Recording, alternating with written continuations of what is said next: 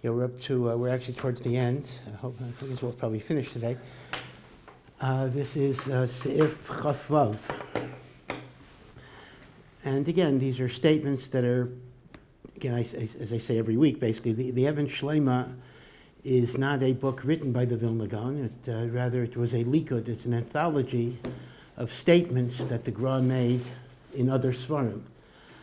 The primary source of the Ein Shelaima is the parish of the Gra in Mishlei. And then there are other sources, and if you look at the Mara Makomos, you will always see that the Gra wrote many, many perushim on parts of the Zohar, especially the Tikkunei Zohar, a part of the Zohar that's called Heichalos, that describes the higher Shemayims. And it's just very, very interesting that in terms of the Gra himself, there is much more of his Svarim on Kabbalah than there are on Halacha. The Vilna Gaon didn't write that much on Halacha, but basically the only thing that he actually wrote is the Bir HaGra in the Shulchan Aruch, that is from the Gra himself. But even then, there are Hosafas to the Bir HaGra from Talmidim who heard things from him. So not all of the Bir HaGra is from the Gra himself. So a lot of the things are Kabbalah, but what the Ein Shelaima does is the Ein Shelaima will extract the practical lesson from a Kabbalistic teaching without necessarily giving you all of the Kabbalah. So he doesn't give you the background or the proofs, but he just gives you the maskana. So in Sif Chafav, the Ein Shelaima quotes from the commentary on the Tikkunei Zohar that talks about Agadetta. Aggadah shelafi hanira chas v'shalom in dvarim b'teilim. The Aggadahs of Shas, and this would include Midrashim also, which superficially, God forbid, seem to be Devarim B'Teilim, wasteful, useless words. Bahem Ganuz Kol HaSodos. In the words of Agadetta are concealed, Ganuz, all of the secrets of the Torah. V'zeh merumaz b'ma shekosav. And this is a remez in what it says in the Navi Yeshaya, "V'hu mechulal mipsheinu." That was very interesting. But let's go over the basic teaching and then look at the pasuk that he brings, which is actually very astounding. We know, everyone knows, right, that in Shas, in both Bavli and Yerushalmi, there are halachic discussions, which are discussing halacha. And then there are what are called Agadetta. Aggadah is just Aramaic for Aggadah. Aggadah are words of narrative. By and large, the ratio would be something like 70% of Talmud Bavli is halacha, 30% is Agadetta, depending on the Masechta. There are prakim in Shas that are almost totally Agadetta. If you take the famous 11th parak of Sanhedrin, parak Chelek, that's around 99%, it's like one blast of halacha, 99% of Agadetta. In Brachos, a lot of the first parak is Agadetta. Maseches Megillah, a lot of the first parak is Agadetta and Megillah Esther. Now, what is Agadetta? And in fact, it's just a simple question. What is Agadetta? We know what halacha is when we have a discussion as to what you're chayav to do, what you're not allowed to do, so that's halacha. What's Agadetta? So the emes is, some say you can't really define Agadetta except by exclusion. Agadetta is anything in the Gemara that's not concerned with direct halacha. Meaning, Agadetta could be a lot of things. Agadetta could be the pshat of psukim. It could be stories about the Tanoim and Amoraim. It could be descriptions of Geula and Mashiach. It could be general statements about the importance of Talmud Torah, or the importance of davening, or the importance of mitzvahs. And it could be Chazal's reflections on science and astronomy and medicine and health. In other words, there's lav dafka, a common denominator here. In other words, what's the common denominator between statements about Mashiach and statements about what do you do when you have stuffed ears? And both of them are classified as Agadetta.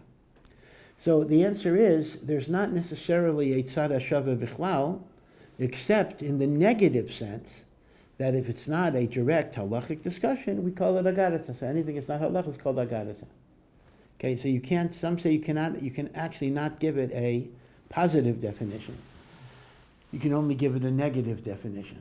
And more or less, you know when you hit Agadetta. Number one, the daf tends to be bigger. A daf of Agadetta tends to have more words. Why is that? Because there's less tight. Well, the Rashi will probably be the same, but maybe there's even less Rashi. But certainly there's less taisus on Agadetta, so you get more words on the page.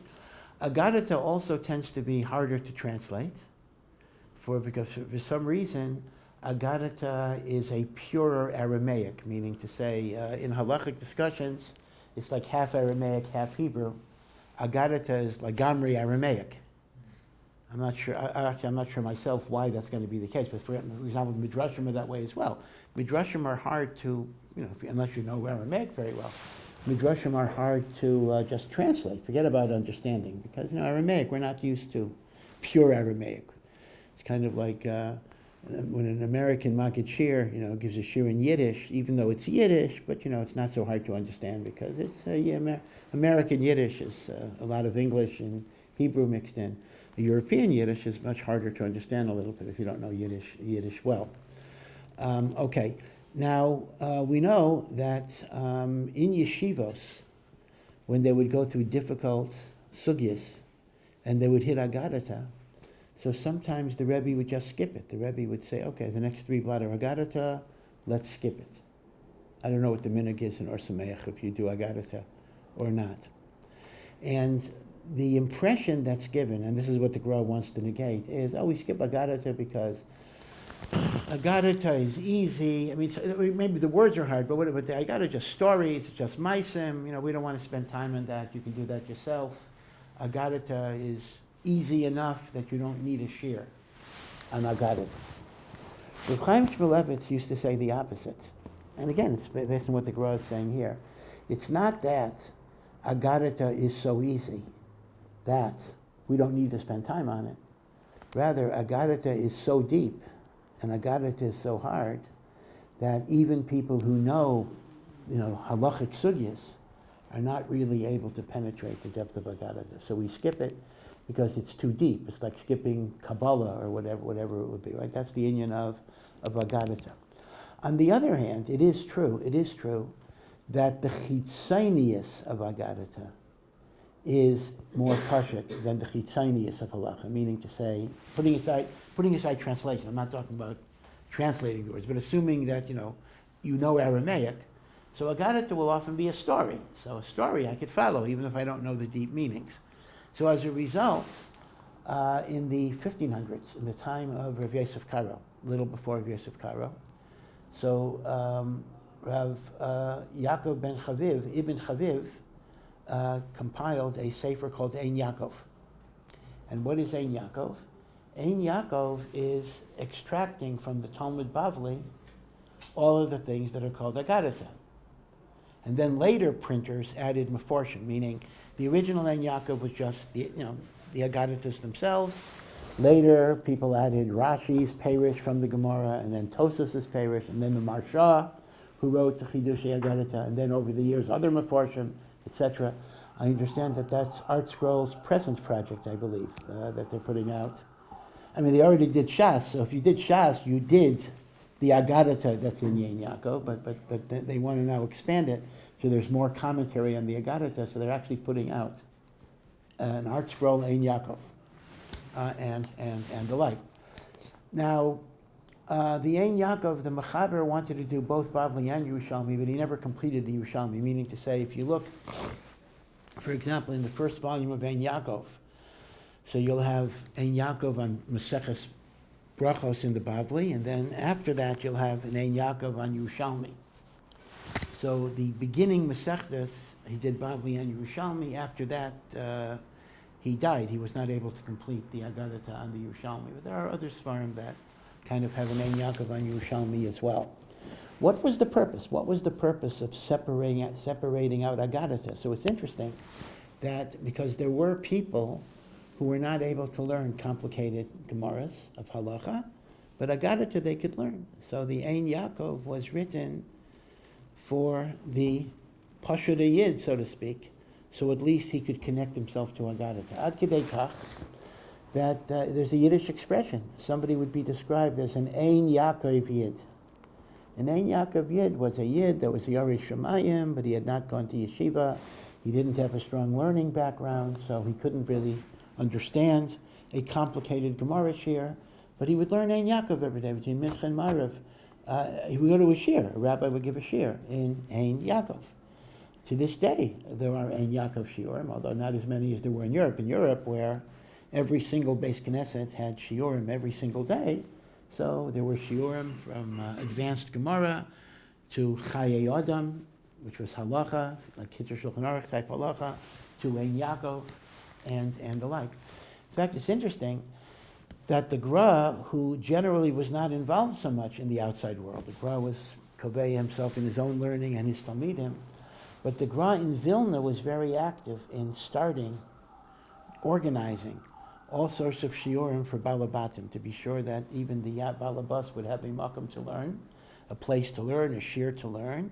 And it's so fascinating, he made a point to always give the first shir. Whenever a new shir was established, he would give the first shir. So if, for example, he was miyased an Ein Yaakov shir for working people who were not Talmidei Chachamim, so he didn't teach it every day, he didn't have time, but he gave the first shir, so people would be machshavit and the like. So you can imagine that the first shir was extremely well attended in Vilna. The other shiurim a little less so, but still, people were mishtatif in the shiurim because the Gra himself showed how important that particular inyan was. So an Ein Yaakov Yid is a combination of an affectionate term and a little bit of a derogatory term as well, because Ein Yaakov Yid meaning, he does pashut things. He doesn't really understand deep Torah. So because of this, there was this concept that the Gra is addressing here, that Agadetta is like less significant than halacha. Agadetta is for the people who don't really understand things so well, but the deep thinkers gravitate to halacha. So what the Gra is saying here is that's a very big mistake, because even if it's true that the chitzonius of Agadetta might be relatively easy, it's a story, a maisa, a miracle, something, but in the Agadetta there is deep symbolic value, in which all of the sodos of the Torah are within the meaning of Agadetta. So in order to understand this a little bit more, and by the way, this is the same thing is true for Midrash. I mean, Agadetta in the Gemara and Midrash, we can look at more or less the same way.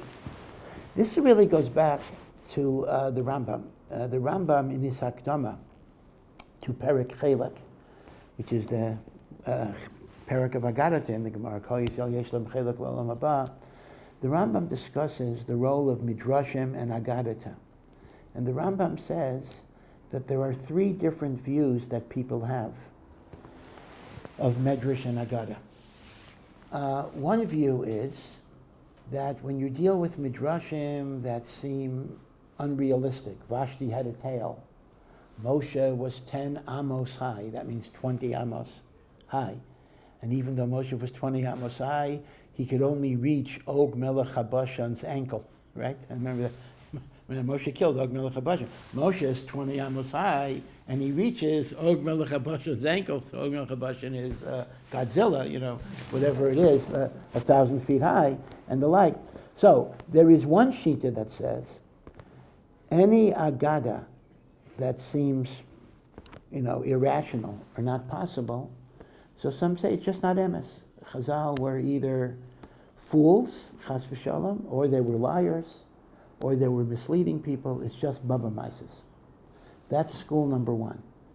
So the Rambam says, in other words, Agaddas may be true, may be false. Some Agaddas are just false.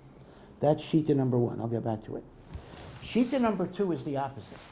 Shita number two says, every single word Chazal say is Kodesh Kedoshim, absolutely emes, absolutely true, sacred, no matter what. So the Rambam says that's an either-or approach. Either Agaddas are Baba Maises, or Agaddas are 100% true. The Rambam says both positions are wrong. The first position is Rishus, those who simply say Chazal were ignorant or liars.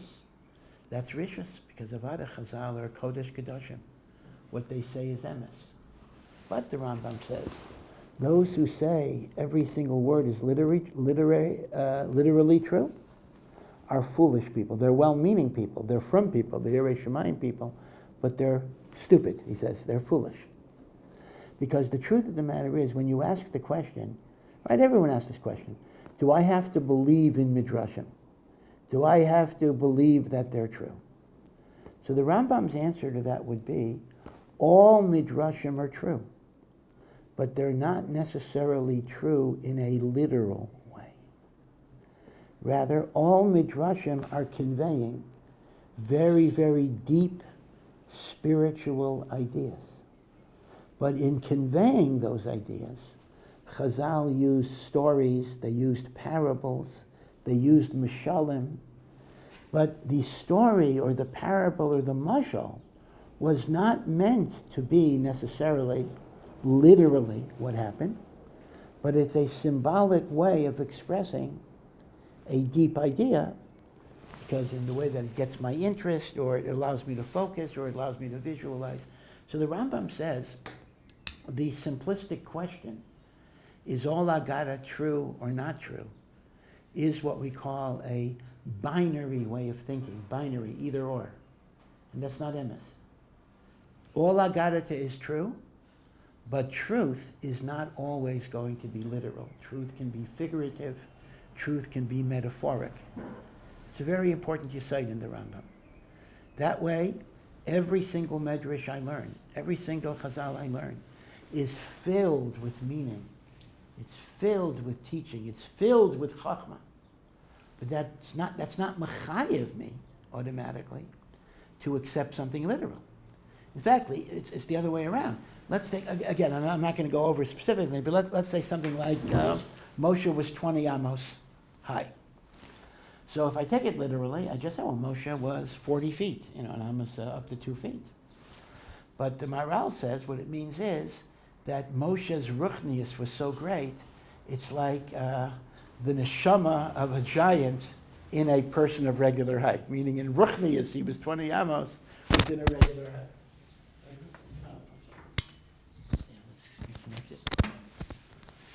Now, if you think about it, the non-literal meaning actually is more meaningful than the literal meaning. In other words, if I just read Moshe was 20 amos high, okay, even if it's true, all I learned from that is Moshe was a giant. If, on the other hand, we're talking about the way Chazal are describing the kayach of a neshama, that's actually a more important, that's a more important teaching. But dafka, the non-literal, is a more important idea of the ruchnius that was contained within the guf of Moshe Rabbeinu and the like. So this is a very, very big yesod, that all Agadetta are emes. In the Agadetta are ganuz, all of the sodos of the Torah, but lav dafka literal. Chazal used metaphor, allegory, mashal, parable, in order to convey spiritual, ruchniistic truths. And this is the yesod already we have from the Rambam. Now, the Rambam then says, this is interesting, that that's not true for all Midrashim. There are some Midrashim that are mamash, literal. Chazal had mesoros, Chazal had traditions. Let's say Avram breaking the idols, right? That really happened. And how did Chazal know? Again, we assume these are mesoros that came down either from Moshe or even before Moshe, like stories of Avram, Yitzchak, and Yaakov. So the big question is, so how do you know when a Midrash is meant to be a literal thing and when is it meant to be a mashal? It's a good kasha, because you're telling me some Midrashim are mishalim and some Midrashim are literal traditions as to what happened. So how do you know? So the Rambam reassures us, Mirza Hashem, I will write a sefer that will go through Midrashim and Agadetta, and I will explain to you which are meant to be literal and which are meant to be mishalim. Wow, what a sefer that would have been. Litzarenu, b'avneseinu harabim, we don't have that sefer. Either it got lost, or in all probability, the Rambam didn't get around to writing it because he wrote many, many other things. He couldn't get to everything. So as a result, we don't have the Rambam's own uptight about what's literal, what's not.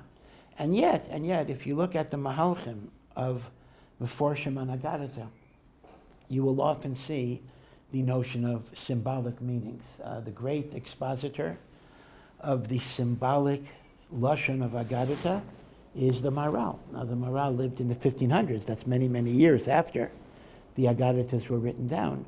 But in the Maharal, both in the Sfarim, the Maharal has 4 volumes called Chidushei Aggados, in which you can look up Sota, Daf Yud Aleph, and see what the Maharal writes. Interestingly enough, it's an amazing thing. Chidushei Aggados, this is such an omission. How did this even happen? Chidushei Aggadah starts from Maseches Shabbos. There is no Chidushei Aggadah Maharal on Maseches Brachos, which is really quite amazing because Maseches Brachos has quite a lot of Agadetta. So I saw my friend Rabbi Lapiansky from Silver Spring, Chashiv Rosh Yeshiva. He was malaked from other svarim of the Maharal, a Chidushei Aggadah and Brachos, because the Maharal has many other svarim where he addresses things. So he was malaked from. So if you want to complete your Chidushei Aggadas Maharal and get Brachos, so you should look for Rabbi Lapiansky's volume. But whatever it is. But in the Chidushei Aggadah, the Maharal goes through symbolic understandings. But the truth is, every single sefer the Maharal wrote is about uncovering the secret meanings of Chazal. Whether it's Gevuros Hashem, which is about Yetzias Mitzrayim, whether it's Teferes Yisrael, which is about Matan Torah, whether it's Netzach Yisrael, which is about Golos, Geula, and Mashiach, whether it's Derech HaChaim on Pirkei Avos, whether it's Nesivas Olam, I'm going through the Svarim, on Midos Tovos, developing good Midos. What does the Maharal do? He brings Gemaras, he brings Midrashim, he brings Chazals, and then he explains them. I mean, the Maharal's great tafkid was unlocking the symbolic meanings of Agadetta. To a lesser degree, the Gra does that. The Gra has chiburim on Agadetta where he shows that they're merames to different things. You see? The Ramchal does it sometimes also. So the notion that in Agadetta there are deep, deep sodos, and the stories that seem simple, whether they're fantastic stories or even normal stories, whatever the stories are not just literal things that happened, but they're merames to very, very deep ideas. Is what the Gra is saying here, that in Agadetta is ganuz kol hasodos. Rabbi Yisrael Salanter gave a beautiful mashal in which he describes the way Chazal talk in Agadetta. Very, very interesting. He says, in the 19th century in Russia, under the Tsars, Jews were only allowed to live in certain areas. They could not live in big cities or whatever. That's why you have shtetlich, little villages all over the place. And they were confined to a certain area in Russia and Ukraine that was called the Pale of Settlement. That was the area that a Jew was allowed to live in unless you got special permission. Now, as part of the routine harassment of the Tsar, they would often change the boundaries of the Pale of Settlement. So you might wake up in the morning and you will be told in 2 weeks or in 1 week or sometimes 24 hours, every Jew has to move 10 miles west of this area. They would just arbitrarily say, can't live here anymore, you got to live there. Okay, so in other words, 100,000 people might be ordered. In 24 hours, you got to relocate 10 miles from here. There was no reason for it at all. It was just harassment, anti-Semitism, and the like. And obviously, that caused a lot of turmoil and tumult in people's lives, that they were given very short notice just to totally relocate. In terms of moving, the truth is, even if you move locally, it's not so much, it makes a difference if you're moving 1 mile or you're moving 100 miles. It's not the travel that's the big deal, it's the packing up. So even a move a short distance is just as disorienting in many, many ways. So Rav Yisrael Salanter said the following mashal. Let's imagine you were a journalist and you wanted to graphically describe how hard it was for Jews who had to leave suddenly. So you wrote your headlines in the following way. With a drop of ink from the Tsar's pen, 100,000 people were drowned. They were drowned by the drop of ink from the Tsar's pen. Now, let's assume 100 years later, you're an archaeologist, and you find a newspaper, an old newspaper, that says, a drop of ink drowned 100,000 people. So what's going to be your attitude towards that headline? You're going to say, "Ay, these people are crazy. A drop of ink, was the Tsar a giant and they were midgets, and a drop of ink is going to drown them?" He says, this is shtus. This guy is making up stories. But now you understand, it's a very poetic, vivid way of describing a certain Metzias. It doesn't mean the drop of ink drowned them. They didn't drown in the ink. But it means the Tsar signing a proclamation created a mapecha, an upheaval in their lives. So Rav Salanter says, Agadetta talks that way. In fact, even without even looking at the deeper meaning, sometimes the thing that we're missing is we don't know the history. Chazal were merames to all sorts of things that happened, whether it's Herod and the Romans and the Malchus Chashmonai and the Greeks. Chazal were merames to many, many historical events by this type of poetic or parable type language. So sometimes just knowing the history, like in the Rav Yisrael Salanter's mashal, if I knew what the Tsar did in the 19th century, I would understand the lashon that's being used in the newspaper. If I didn't know the event, it wouldn't make sense to me. So history itself can sometimes be very, very, very useful.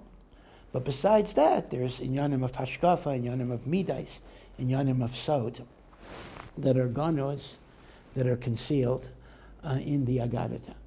So it's been well said that the halacha of Torah is the guf, the body, which does things, right? The body carries out things by action and inaction. The Agadetta is the neshama of Torah. It's the values, it's the machshava, it's the regesh, it's the feeling. It's the inyanim of emunah that I should have in the koach of Torah. Now, of course, it is true that people develop specialties. In fact, the Gemara even says that Rabbi Akiva once offered a drasha, and one of his chachamim said to him, Akiva says, you should stick the negayim va'ayolas, the complicated halachas of tzoras and tumas meis, says, leave Agadetta to other people. Okay. Again, I'm not assessing the accuracy of that statement or whatever it was, but there were chachamim who were bekiim more in halacha, and there were chachamim who were more bekiim in Agadetta, meaning people developed different kaiches. Even in the time of Chazal, they knew kol Torah kula, but relatively speaking, they did develop specialties.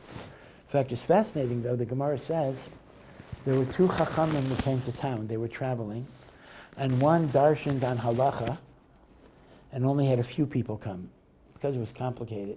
Another person darshaned on Agadetta, and even though there's deep meaning, but bechitzanius it was simple, so he had a very big crowd. Right? So the Baal Agadetta, that would be true today also. The Baal Agadetta had a much bigger crowd than the Baal Halacha. So the Baal Halacha felt bad. He felt, people rejected him. So the Baal Agadetta wanted to be comfort him with a word of Agadetta. And he said, if you have two merchants who come to town to sell their merchandise, one person sells cheap pots and pans, and the other person sells the most expensive diamonds. Which person is going to get more customers? He says, the guy that's selling the cheap pots and pans is going to get more customers because more people can afford it, etc. The diamonds, only a few people can appreciate, only a few people can afford it. So he said, listen, I get a lot of people because I'm selling pots and pans, so everybody can come. You're selling diamonds, not everybody can afford the diamonds. So the Agadetta, the Baal Agadetta was comforting the Baal Halacha for not getting a lot of people. But this is where we need to understand that Agadetta is very, very, very meaningful. It is really the aside of our hashkafa in life. But without a parish, it's very hard for us to see the depth of it. So as I say, the Maharal has been makubal in Doris to kind of be the primary thing. See, now you may say, why didn't I say the Marsha? Because remember, the Marsha wrote, every Masechta, almost every Masechta has a Marsha in the back, right? Marsha. Rav Shmuel Eliezer Edels, 1500s, one of the great Gedolim, a Baal Ruach HaKodesh. The Chazon Ish writes, much later, that from the day that Bnei Torah stopped learning Marsha, the Chachma of Torah has been taken away from them. Because the Marsha goes into the omek of Pshat in Rashi, in Tosfos, right? Pshat.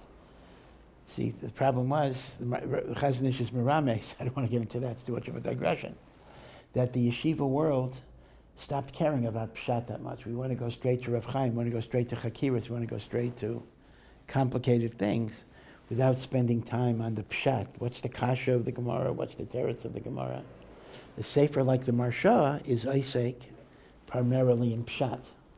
And a lot of times in the yeshiva world, not here so much, I think we do, but in a lot of yeshivas, they want to kind of get over Pshat pretty quickly so they can get into the interesting, fun stuff. And the Chazon Ish wrote that that's called Nistamu Mayanas HaChochma.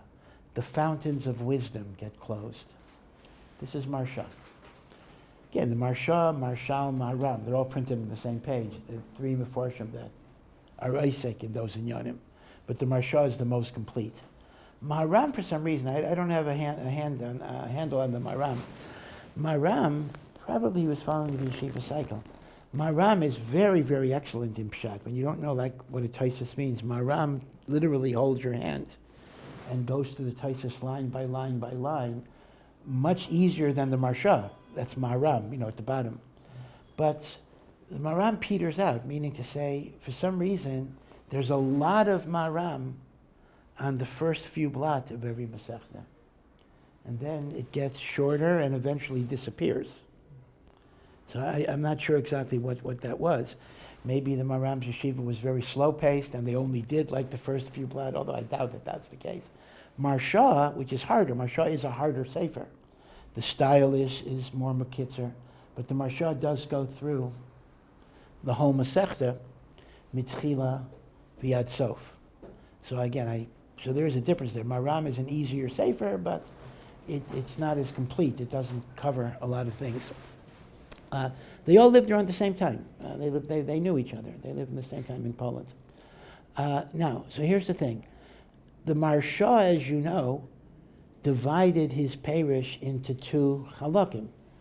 There is Chidushei Halachos and Chidushei Aggadah. Now, originally, before they were even printed in the Gemara, they were printed as Sfarim.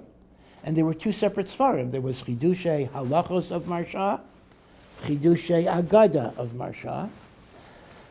And I believe in his lifetime they were never printed together. But he writes in the Hakdama, I don't know what the problem was, maybe it was money, that he really hopes that somebody will be mechaber them together so that people who learn the halachos will be learning the Agadetta as well.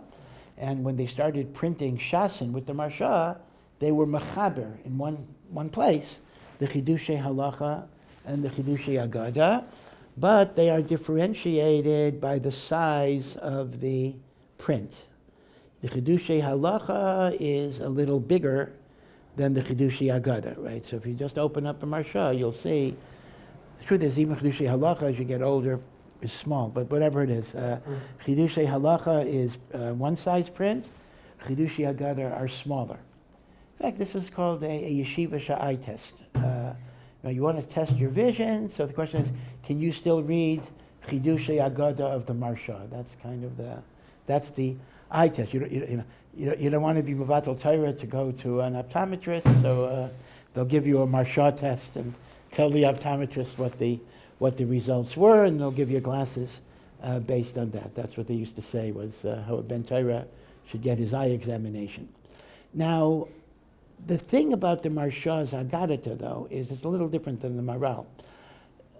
because the Marsha was sometimes interested in what you might call more technical aspects. So if, for example, Chazal say a Midrash and they base it on a pasuk, so the Marsha will go to the Tanakh and say, well, according to the Pshat, the pasuk means this, so why do Chazal darshan this?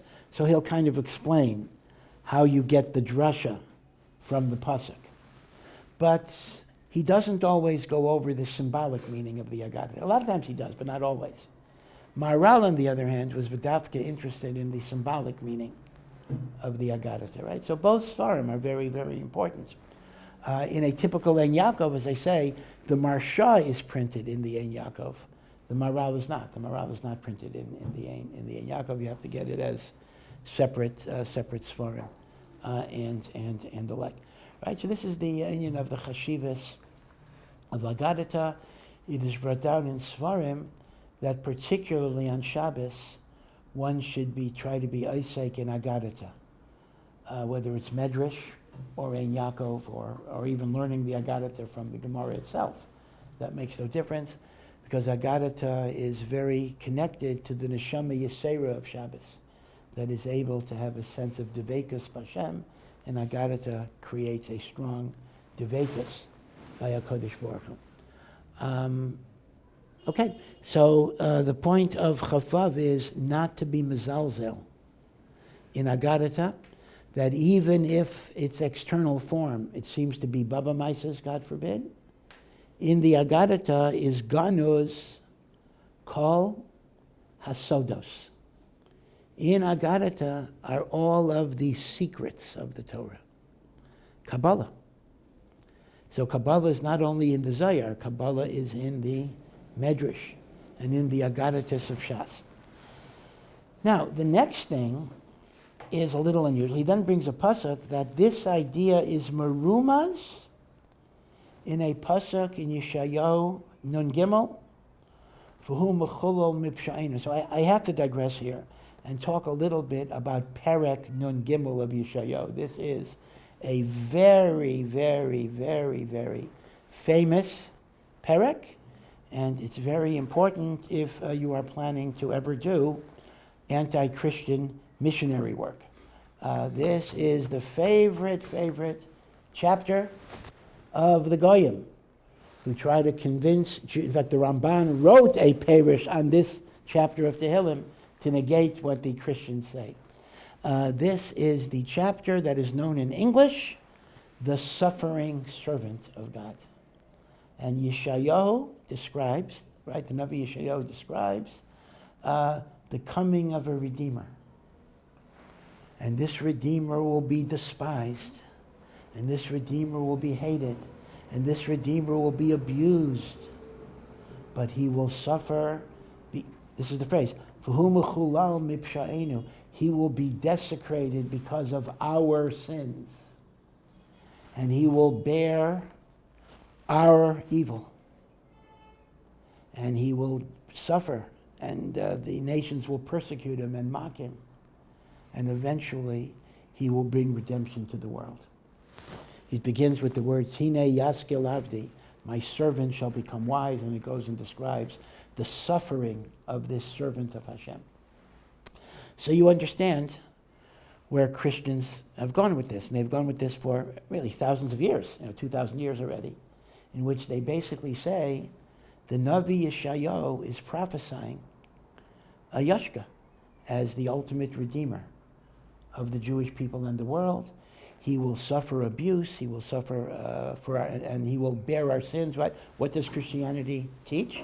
I don't want to give a whole share on Christianity, but the basic idea is familiar enough, and that is he carries our sins. He died because of our sins. And in his death, we will find redemption. They say, steht in Pasuk, right?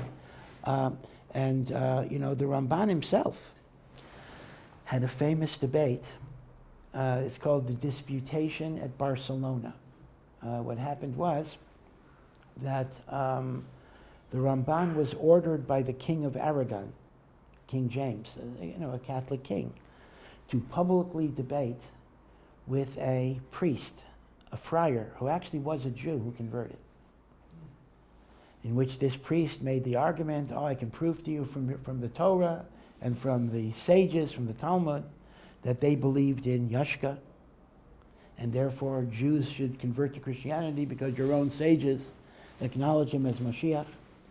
And the Ramban was ordered by the king to debate this friar so they could decide, what's the emes or the like. So this was in Barcelona, the disputation at Barcelona. Now the Ramban wrote a record of the disputation. The Ramban writes, originally he didn't want to do it. He says, because this is a no-win proposition. Why is it a no-win proposition? Because if he loses the debate, chas v'shalom, then God forbid he's going to be discrediting Judaism. Jews are going to say, the Ramban couldn't defend Yiddishkeit, so Judaism, God forbid, is false. So if I lose, it's very bad. But then he said, if I win, it's very bad.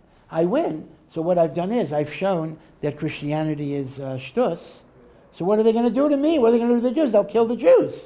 They're defaming the faith.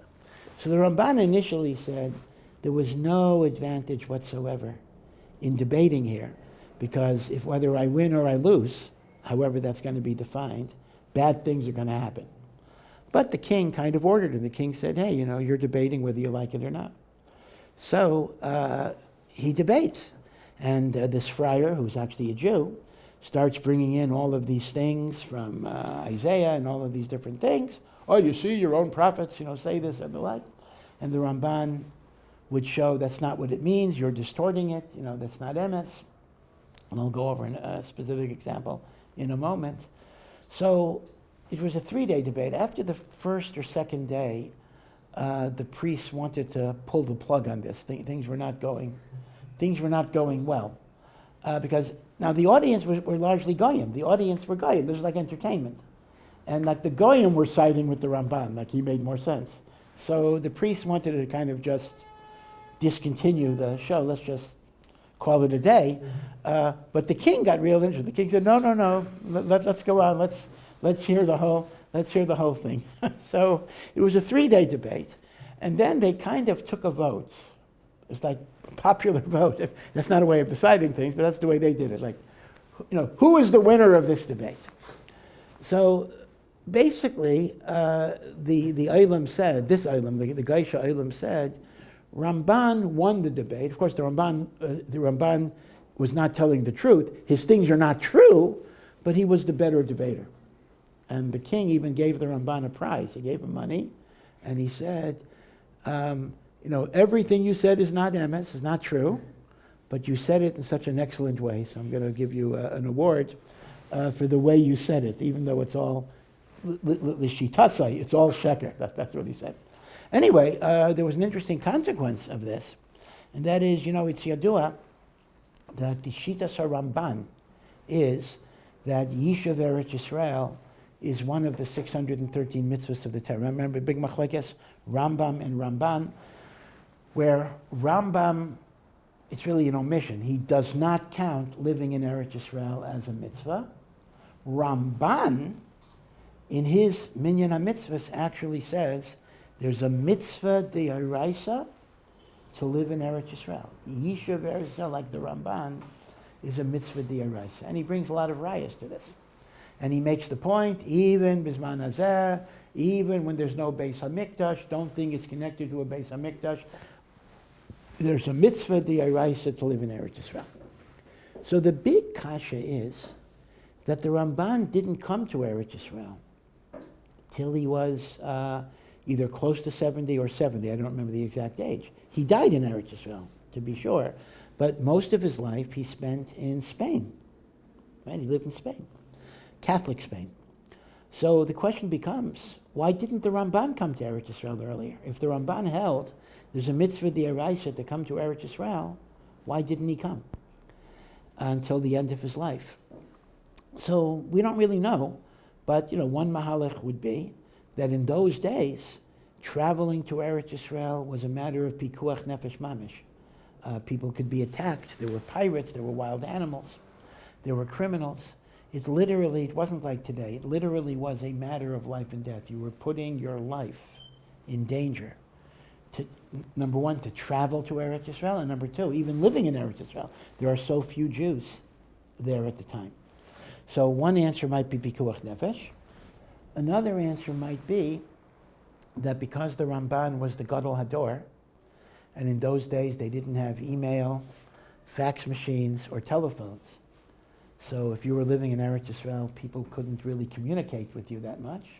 So he felt he had an achrayus to the generation to be in proximity to where people were. And therefore he stayed in Chutz La'aretz because he was needed in Chutz La'aretz.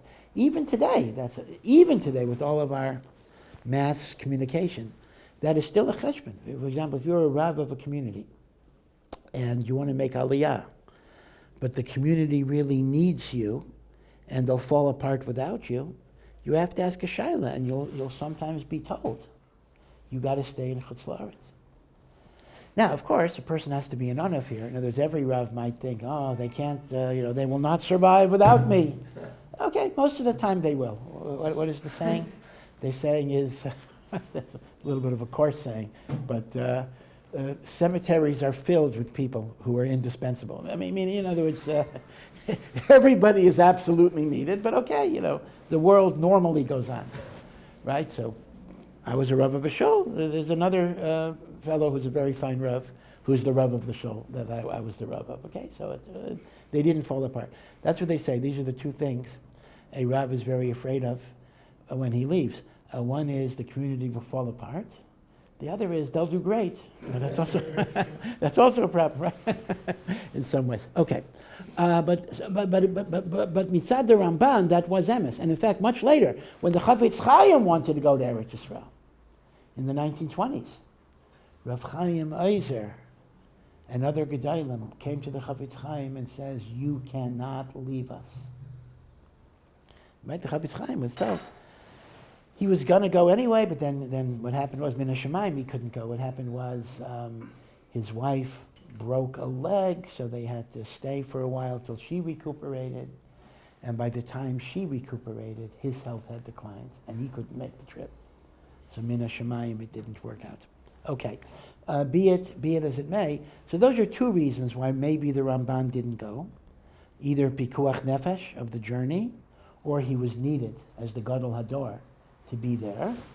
But what happened was, the reason he finally went was a result of this debate, because basically the priests had an act too. They didn't expect the Ramban to win. They figured he would lose and Judaism would be discredited.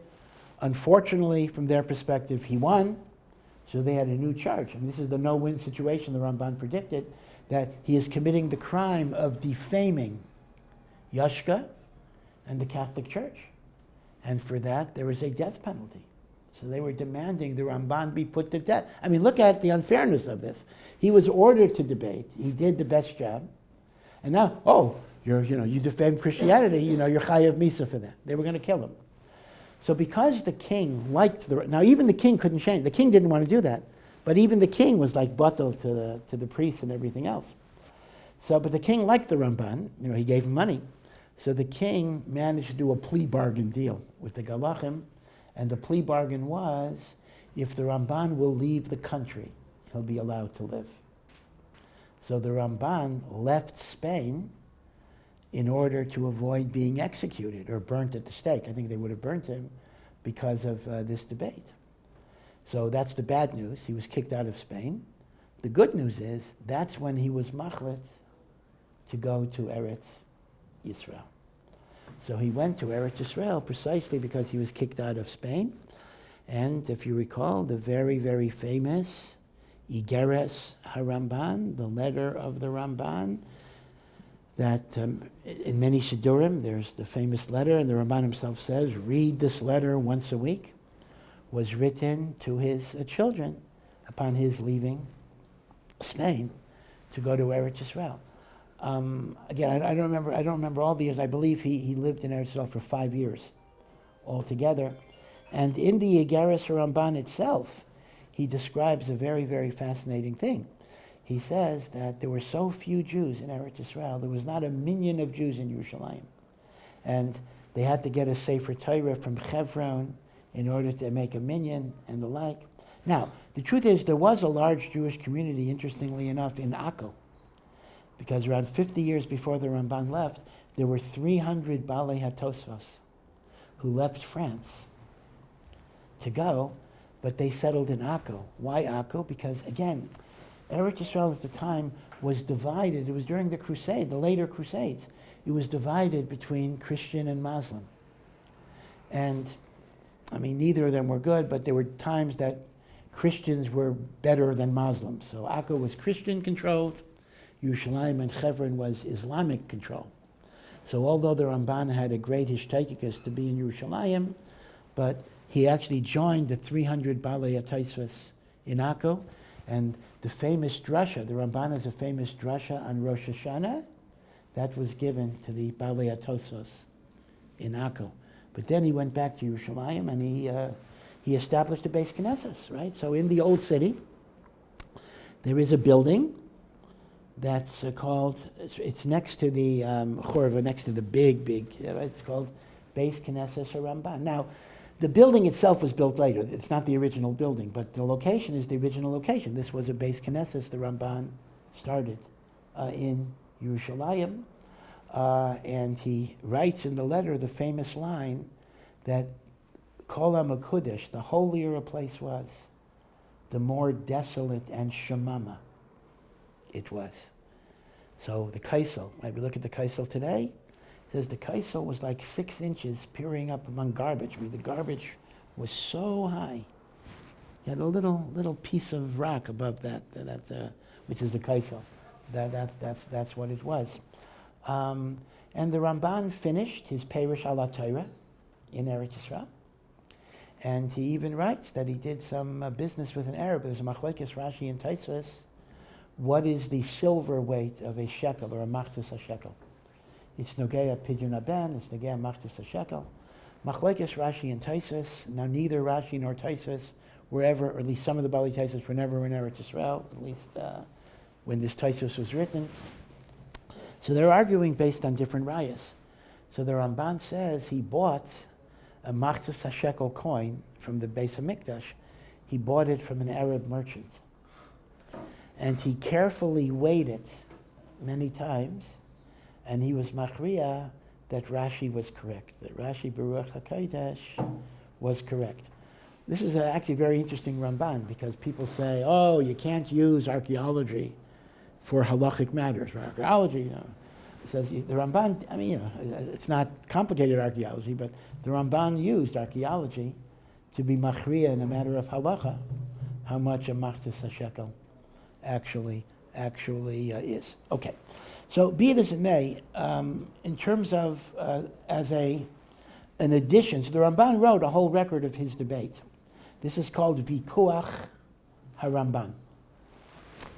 But he wrote an addendum, he wrote an additional essay, which is called Bior al Parshas Hine Yaskil Avdi, a commentary on the Perek Nun Gimel of Yeshayahu, Hine Yaskil Avdi, which is the one that the Goyim used to show Yashka died for our sins. And the basic approach is that the Perek is not talking about Mashiach at all. The Perek is talking about Am Yisrael, that Am Yisrael suffers because of the sins of the world. And through Am Yisrael's Avodah, they bring kapara and forgiveness to the whole world. And therefore it's not talking about a person, meaning the Navi himself is talking about a mashal. Yeah, the Navi's language is describing a person, but just like we say, the Jewish people are often described as a person. Kol Yisrael are Adam Echad, Leiv Echad, Ish Echad, and the like. So, going back to the Gra here, just to finish this up, the Gra seems to be taking a pasuk out of total left field. The Gra says, I just told you that Agadetta contains all of the sodos, okay? And he says, and that's merumas in the pasuk, v'hu mechulal mipshaenu. Now 1 second. V'hu mechulal mipshaenu means he is desecrated because of our sins, which the Christians use to talk about Yashka. The Ramban says it refers to the nations recognizing that the Jewish people have suffered because of their sins, not just the Jewish people's sins. So either way, the Christian way, the Jewish way, what does that have to do with Agadetta being the source of all of the sodos, right? The pasuk is not dealing there. So it seems that the Gra is taking these words out of context and giving it a separate, autonomous meaning. And that is, the word mechulal does not come from desecrate, but it comes from being emptied. Mechulal, like a halal. A halal is a vacuum. A halal is it's also a corpse, but even that, the reason why a corpse is called a halal is because the neshama is no longer in there. So when you, right, so outer space in modern Hebrew is called halal chitzoni. So halal is empty space. Halal is vacuum. Halal is a dead body because it's been vacated, emptied from the neshama. So the way it's interpreted is this. It has become emptied. Now what's the it? It has become emptied because of our sins. So fascinating. Meaning, Agadetta has become devoid of meaning because we're not on the madrega to understand it. This is a remez. This is not in the Pshuta Shal Mikra at all. But the notion is, if we learn Agadetta, and it seems superficial to us, or it seems fantastic to us, or it seems crazy to us, in other words, it's empty of real meaning, that's mipsha'enu. That's because of our sins that don't allow us to see the emes of the Torah. So again, this is a fascinating example of this remez, and that's why it's called a remez. See, a remez doesn't have to fit the overall pshat. A remez can allow you to have associations that are really nothing to do with what the pasuk is actually talking about, but there are allusions to other things. So that's why this is called a remez. A remez to the notion that we have lost the ability to see the meaning of Agadetta is from the words, V'hu mechulal mipsha'inu. So the Gra is not discussing the perek as a whole, Hina Yaskalavdi, but I just had to digress and just had to mention that this is an extremely important perek in the debate between Christians and Jews for hundreds and hundreds of years, in which Christians use the suffering servant of Yeshayahu. So even today, you might meet some, unfortunately, Jewish missionary who will try to get into a debate, and unfortunately, Bnei Yeshiva don't know Nach, so they'll start throwing at you, oh, have you ever considered Isaiah, chapter 53, and you're going to have to think, you have no idea what Isaiah 53 is, and you say, oh, well, I haven't looked at it recently. You've never looked at it, but okay. And the like. But, so at least be aware that this is one of the things that we're going to bring up. I guess there's no Marav, right? Still, maybe there's late mincha. I don't know. Okay. All right. So we can do one more just to finish Perek. Just have one more to do, and then we finish the Perek. Chaf Zayin, Pinimios HaTorah, the inner meaning of Torah. This is Sod, the inner meaning of Torah. Heim Chayim Lepnimius Haguf, Shehu HaNefesh. So this is interesting. He says, the inner dimension of Torah gives special life to the inner dimension of you, which is your nefesh. Hachitzonius, the external part of Torah, is chitzonius haguf. So this is a little hard to understand a little bit because you don't see this. He says there's the inner meaning of Torah, and then there's the external meaning, right, which would be the basic pshat. So the penimius of Torah feeds the nefesh, the soul. The chitzonius of Torah feeds the guf. Now, I'm not sure I get exactly what that means. I understand Panemius feeds Panemius, But how does it feed my chitzonius? I mean, I still have to eat. I mean, it's not like... Now, maybe he's merames. They say, maybe there is a remes that the Torah even feeds you physically. They say this. They actually say this. The Gra was Yadua, that the Gra not only slept 2 hours in 4 increments of 30 minutes, but he ate very, very little. The Gra ate like mamish, like a kazayas of bread and water a day, mamish. Like, ate nothing. On Shabbos, he ate a tiny, tiny little bit of meat, whatever. In fact, they tell a mice about the Gra. Chaim Knesset says it must be sheker. He can't believe it's true. But this is a mice brought down. And the truth is, I don't think it's true, because for the same reason Chaim Knesset thinks it's not true. He says, there was a person who once came to the Gra in the middle of a Shabbos meal, and he wanted a bracha. And the Gra, gave him a bracha. He says, could the Rebbe put his hands on my head to give me bracha? So the Gra, this is what the story says. The story says, the Gra had like cholent on his fingers, and he put it on the guy's shtreimel and gave him a bracha, and as a result, the shtreimel was stained with the Gra's fingerprints. So the story goes that the guy lived for many, many, many years, and he never cleaned the shtreimel. He says, I have the Vilna Gaon's fingerprints on my shtreimel. He says, I'm never going to clean my shtreimel. As I say, this is a meiser that's brought down. So the meiser Chaim Knesset said, it's not shayach for that story to be true. Number one, the Gra would not, whatever he ate, he would not eat in such a way that his fingers would be dirty that way.